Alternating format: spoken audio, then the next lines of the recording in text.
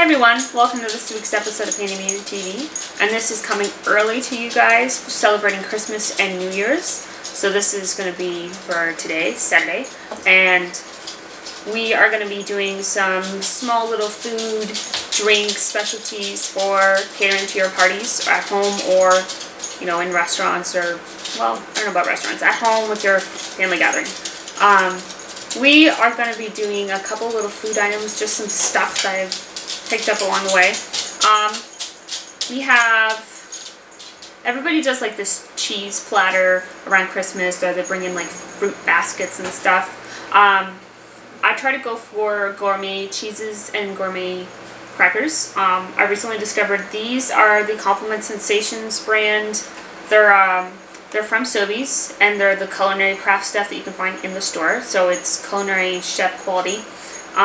They're sweet, savory pistachio raisin mini crisps, and the other mini crisp is sweet and savory date walnut. So, I have the pistachio one out right here, and I have some Brie. Now, what I love about their Inspired magazine, you can see this. You can still find it online. I believe it's inspired.ca. You can look it up on the Sobeys website. Anyways, the Brie cheese, they have a couple of different ways to do it. You can serve the Brie just by itself, like those little wheels, cut it, and they have honey and pecans on here. I don't have any pecans, but I do have some walnuts. Some walnut pieces. So I'm going to put this on my cracker. Of course, I'm actually going to put, it's falling off, so I think if I put the honey, which is what they have in there, or they have a baked version, and it looks like this. So they've got dried pitted dates, cranberries, coconut, maple syrup, and some, I think it's pecans or walnuts. Anyways, they put maple syrup on when they're baking it in the oven for 375 for 10 minutes.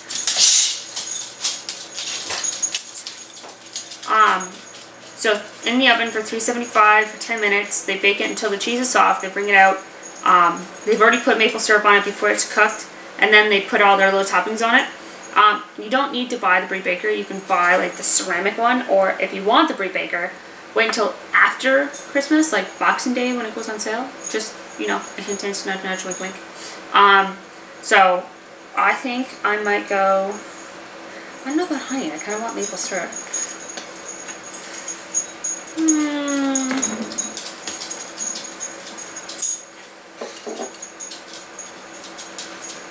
Whoop. Get this on here. Get it all nice and sticky so the toppings stay on.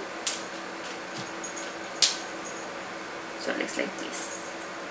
And so you can make like little hors d'oeuvres with gourmet crackers and cheeses. I like double cream Brie cheese. If you get the single cream cheese, it's almost liquidy the minute you cut into the rind. Delicious. And if it's a triple cream Brie cheese, oh my gosh, it's like the consistency of a cheesecake. Oh, it's so good. So Camembert is okay, double cream Brie cheese, goat cheese is really, really good. And you can get like, the Gourmet Sensations brand has one that it's, they have fig, and then they have another one that's like a tomato or a kind of pepper or something in it. So it's like a little bucket, and it's got the little topping on the bottom. They also have like cranberry, garlic and herb, fine herb, and just original goat cheese. This is just on sale actually at Sobeys, and it's the extra Brie cheese, but this one is Canada origin because it's the goldy kind of version. So anyways, I love my cheese, literally love my cheese. Love my cheese.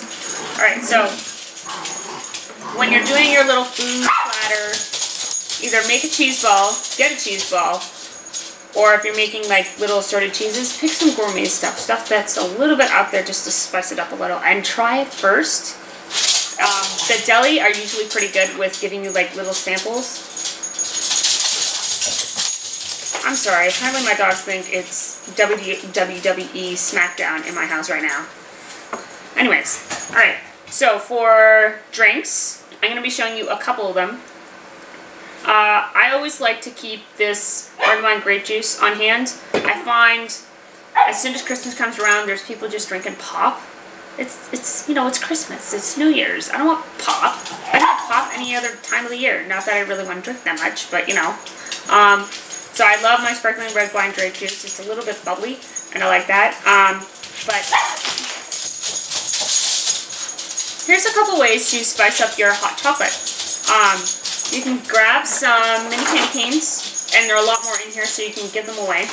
And then, if you put it in a bullet, you can grind it up to a nice fine powder. And of course, I've locked it in here. Yeah. So it took like literally 2 seconds to grind it up into a powder. So, say you're making brownies or cake, or you want to mix it into the frosting, whether you're making it from scratch or you're getting it into a box or a little tub.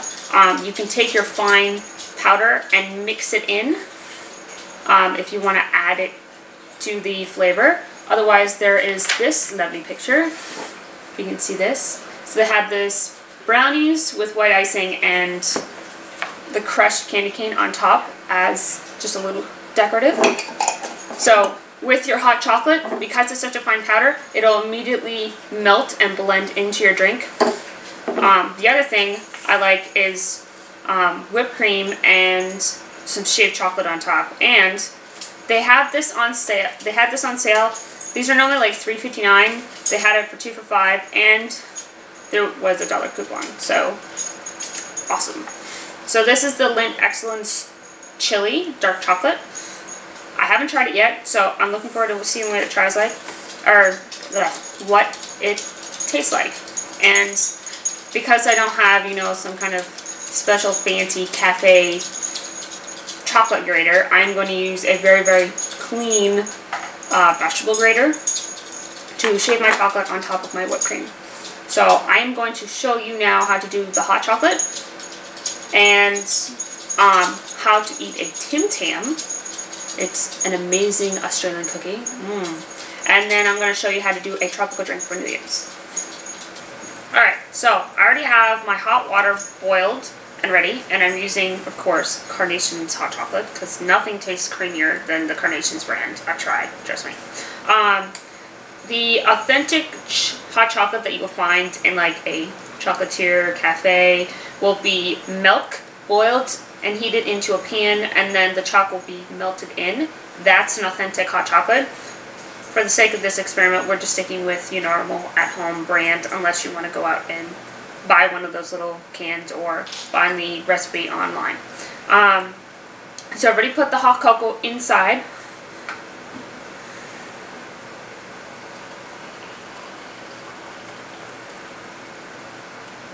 Leave about this much at the top of the rim.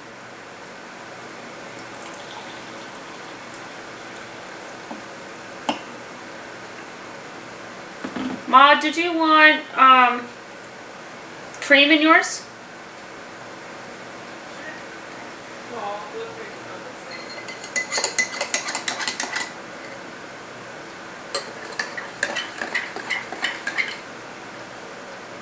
So mix it well.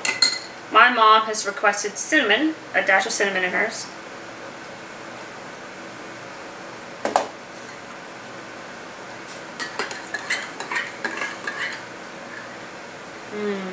Another option is you can put cinnamon sticks. Like, say you have a wood fireplace like ours. You would have seen it in my shtick video, the very first video I did.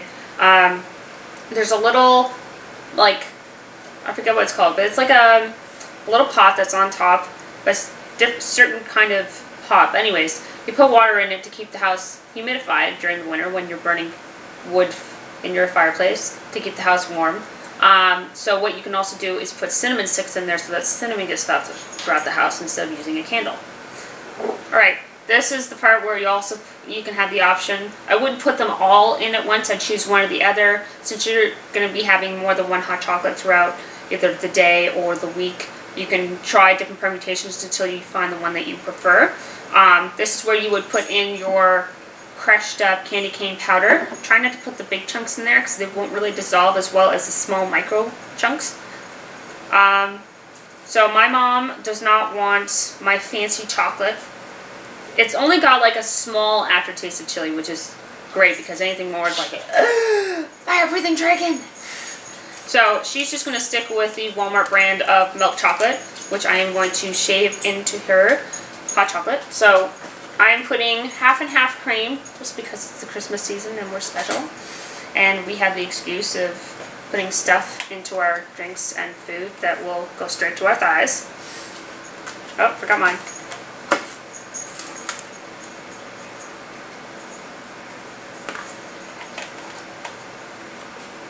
Right. Shake this whipped cream up.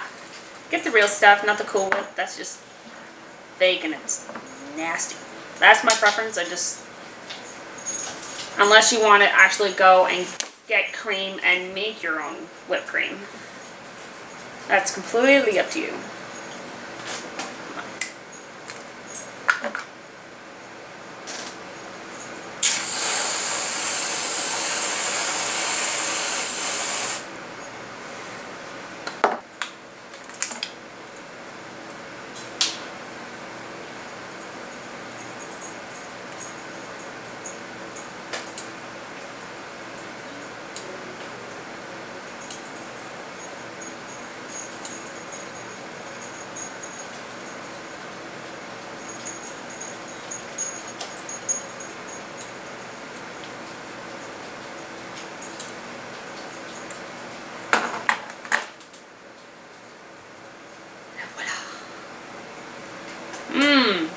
Let me just go deliver it to my very special customer.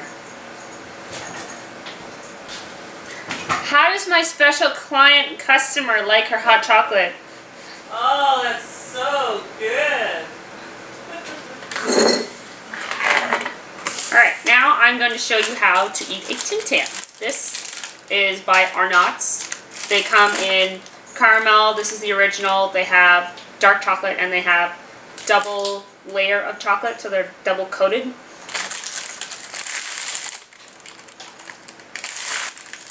They look like this. And what you want to do is nibble the smallest part off each end.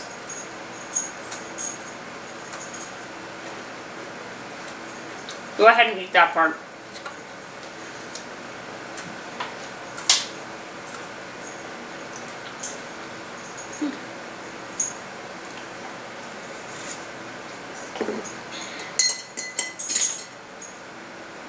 So the inside is going to look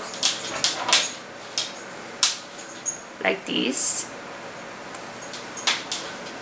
So now what you're going to do is you're going to treat it like a straw. And before I do this, I want to make sure you understand what I'm doing. I'm going to put this into my drink. As soon as the hot liquid or beverage, coffee, hot chocolate, whatever you're drinking that's hot, it needs to be hot because otherwise it won't dissolve. As soon as I sip on this and it goes all the way and I can feel it in my mouth, you want to toss this cookie into your mouth and let it melt.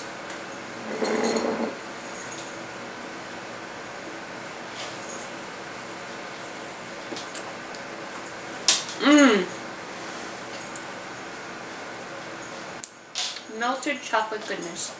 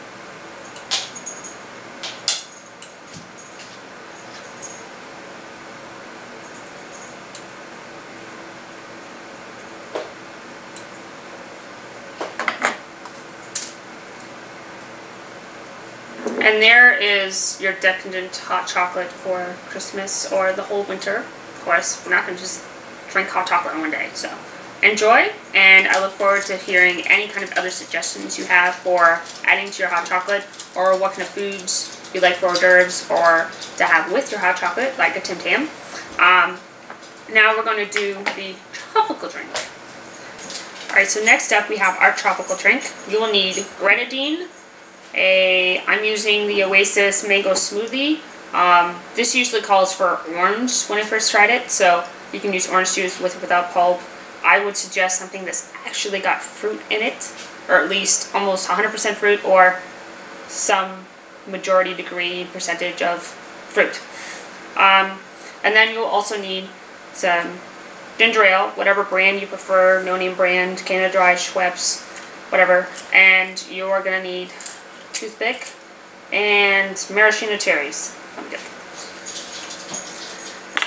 Evidently my maraschino cherries have gone missing in action. You can also use fruit slices, like, say if this is mango, you can use mango slice, or if it's an orange, you can use an orange slice, and then you can combine both with maraschino cherry. Alright, so first step is we're going to put some of our tropical juice in here. Fill it about halfway or just below. You will be able to experiment a little and see what kind of ratio you prefer. More pop juice is all up to you. So now we're putting our ginger ale in.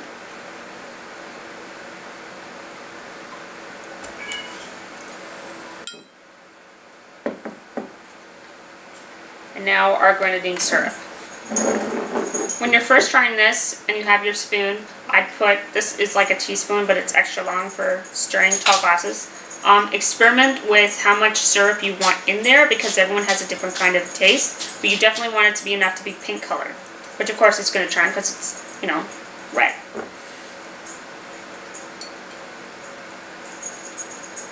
I'll take some grenadine and I have a request from my very special customer. I have it with mango, is that okay? No?